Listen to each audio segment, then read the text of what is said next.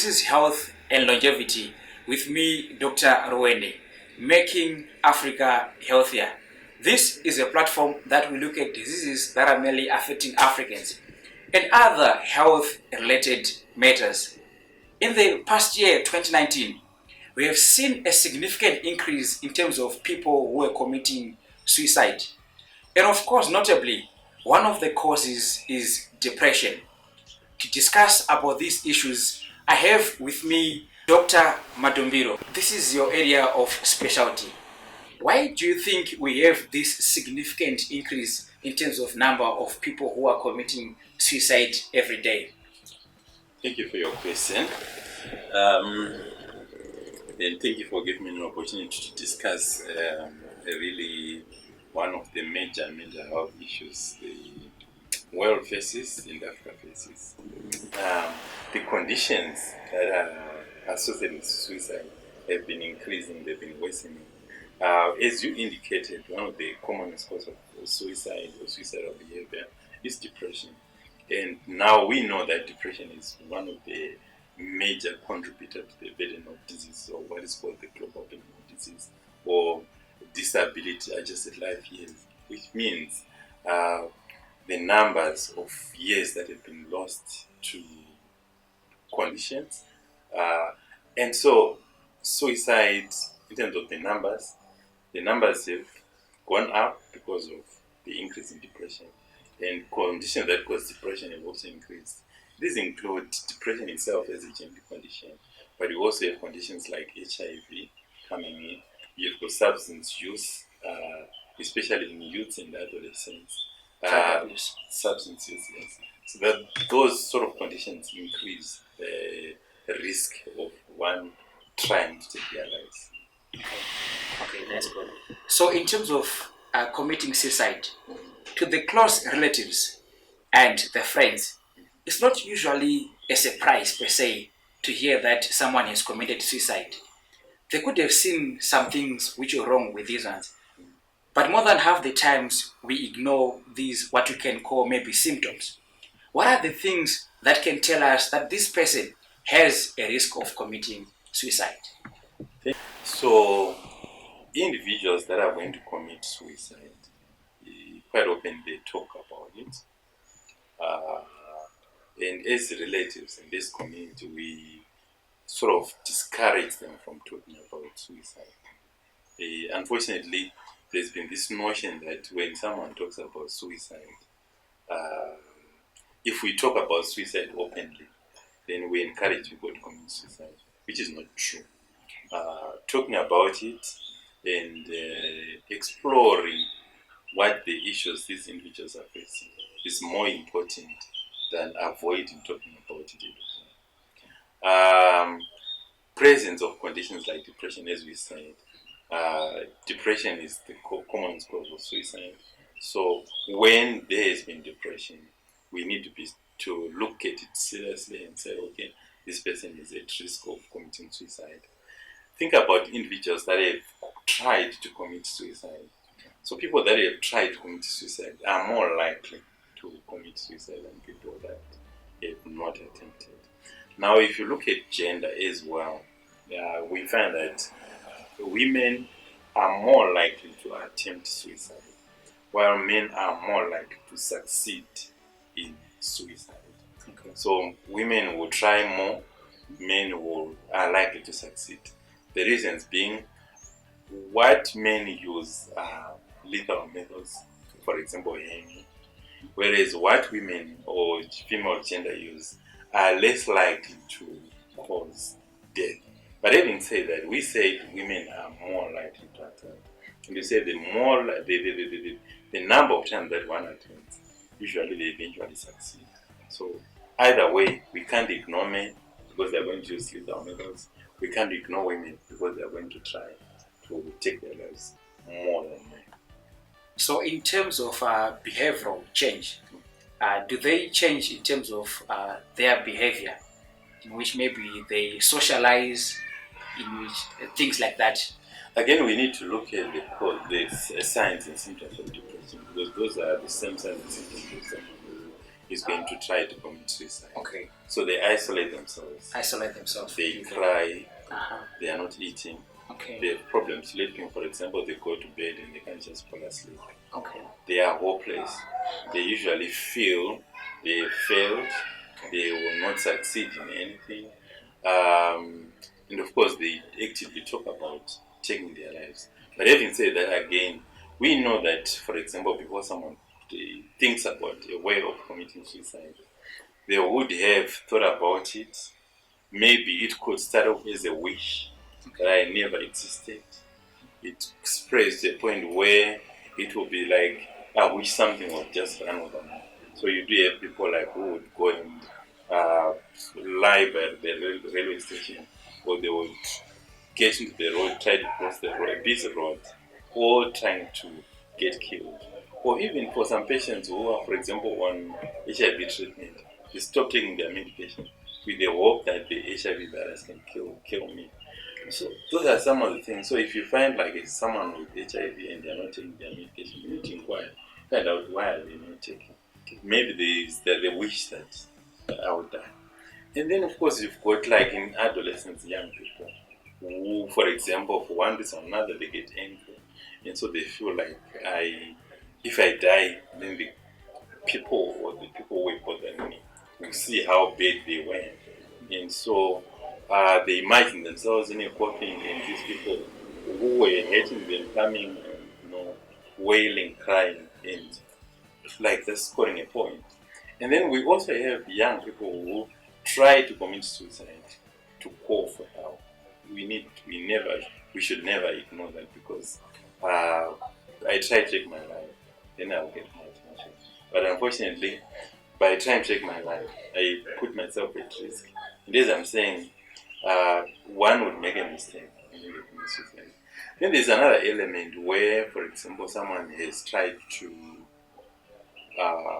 someone wished to kill themselves, but they are too depressed to carry it out. You put them on medication, they get better. When they get better, then we hear tomorrow that someone has died or they've committed suicide. This is because depression itself removes all the motivation, all the planning.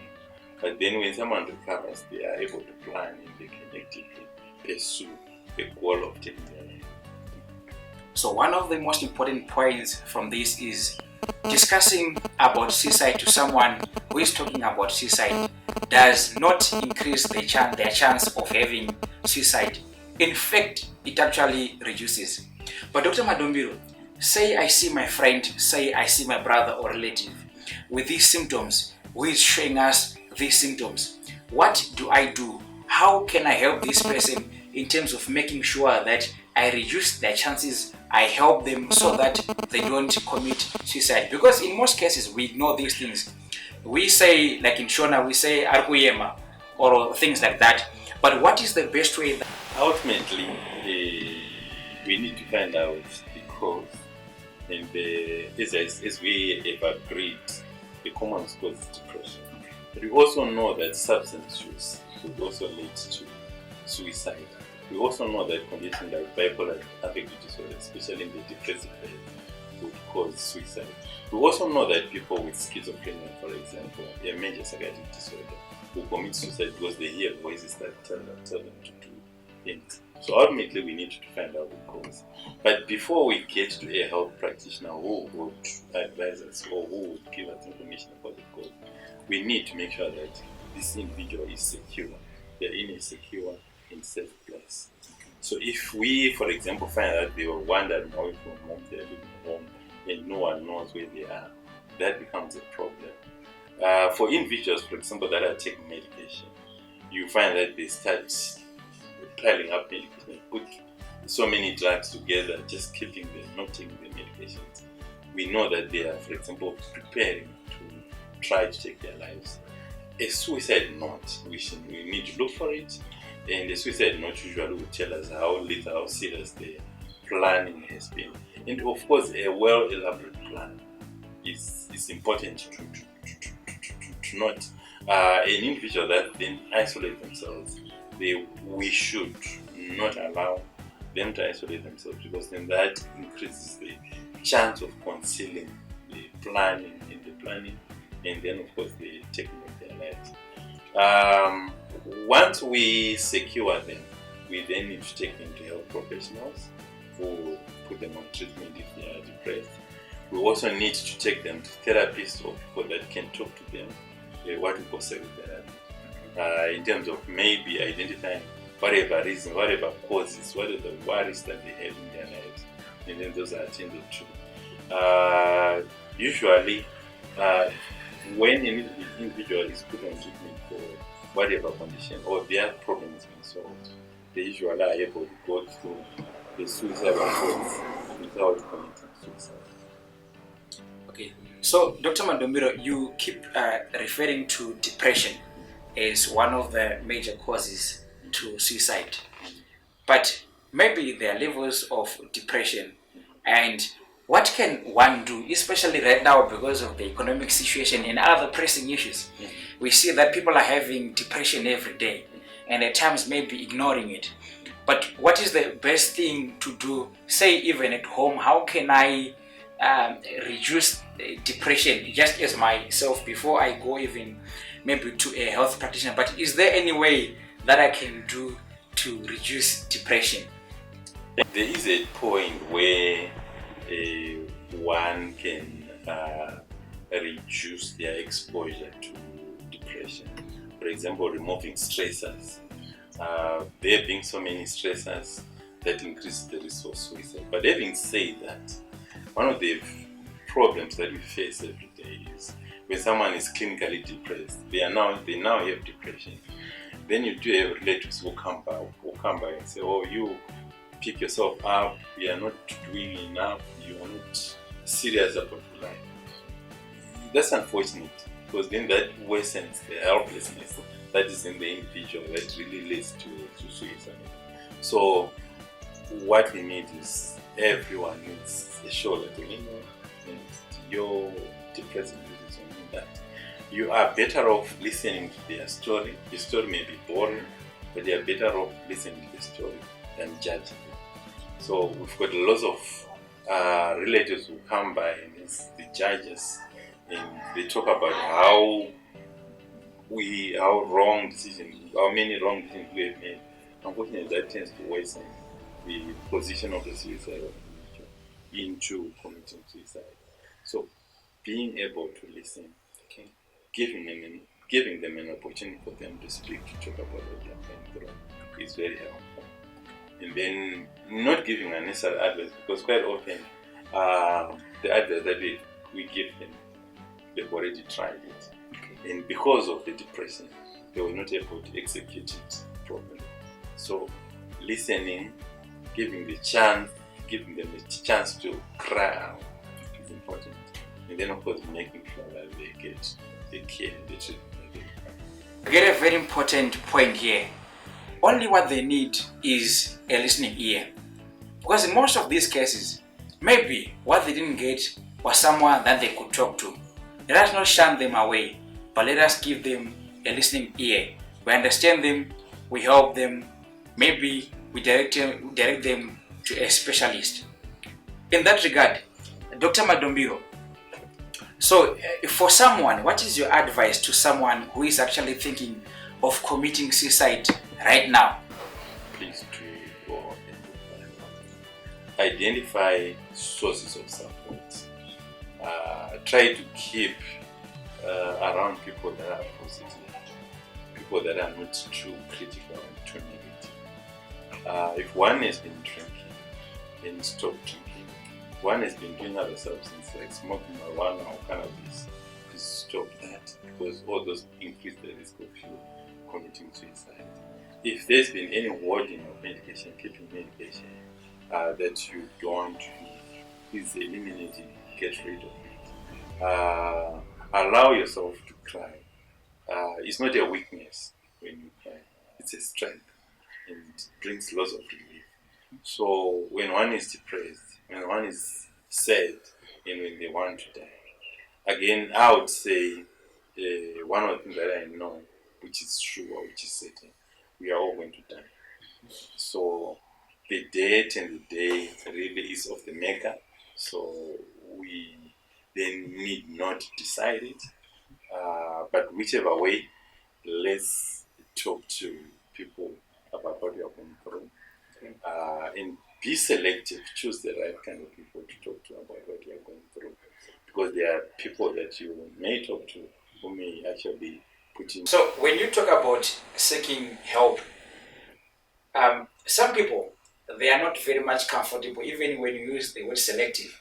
Some people, they may not even find someone that they think they're comfortable to share their story with. But do we have other areas, for example, in public hospitals, in which someone can come in and get assistance in these instances? We have every health practitioner should be in a position to talk to a suicidal, someone who is suicidal, about the suicide. But having said that, we do have specialists, mental health nurses. They should be able to talk to us about how to deal with things. Where necessary, they should be able to prescribe medication for us that will treat depression. And then where depression or the condition that is leading to suicidal ideation is severe, there are referral pathways to getting specialist help in specialist institutions. Fortunately, because of the decentralization of mental health services, every hospital will have a psychiatric unit, and every provincial hospital has got a psychiatric unit. So those should be available to help individuals that are suicidal. Where things are there, in central hospitals are available. We do have in Matebele and in Glawa, we do have in Ucheni, known for treating mental health issues. Depression is one of those, and there are specialists there who can treat the condition.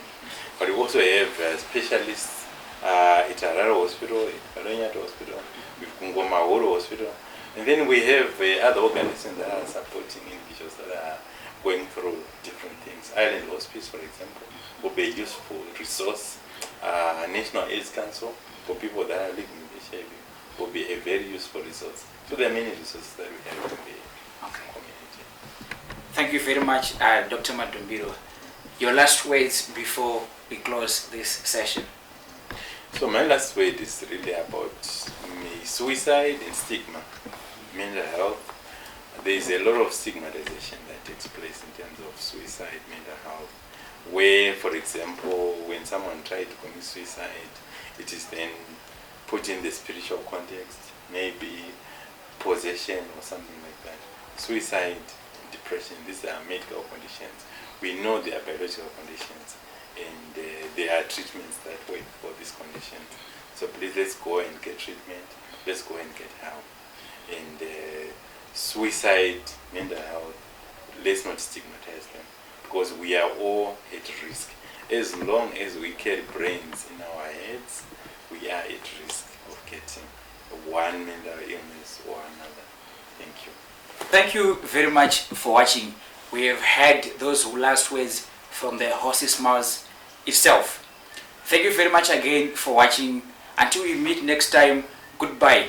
But before I go, remember to like our Facebook page, Dr. Rwende, and also subscribe to our YouTube channel, again the same name, Dr. Rwende.